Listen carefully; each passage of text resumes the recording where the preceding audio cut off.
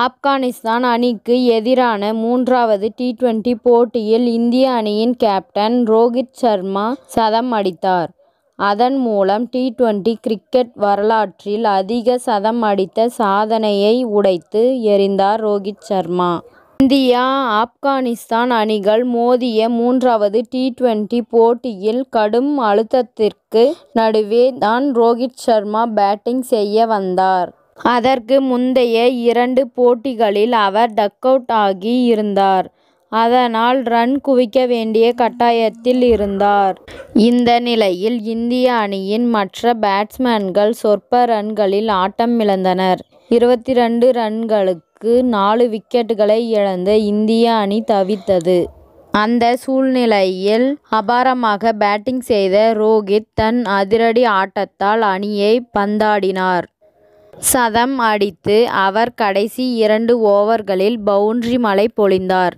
69 பந்துகளில் 121 ரன்களை குவித்தார் ரோஹித். 8 சிக்ஸ் 11 4 அடித்து இருந்தார் ரோஹித் சர்மா.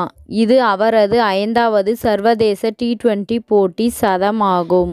இதன் மூலம் சர்வதேச டி20 போட்டிகளில் 4 சதம் அடித்து இருந்த மேக்ஸ்வெல், சூரியகுமார் யாதவ் ஆகியோரை முந்திய ரோஹித் சர்மா தற்போது அதிக சர்வதேச டி20 போட்டி சதம் அடித்த வீரர்கள் பட்டியலில் முதல் இடத்தில் இருக்கிறார். மேலும் IPL உள்ளிட்ட ஒட்டுமொத்த டி20 போட்டிகளில் இது அவரது 6வது சதம் ஆகும். கடந்த 2019 ஜனவரி மாதம் முதல் ரோஹித் சர்மா IPL மற்றும் சர்வதேச டி20 போட்டிகளில் சதம் அடிக்கவில்லை.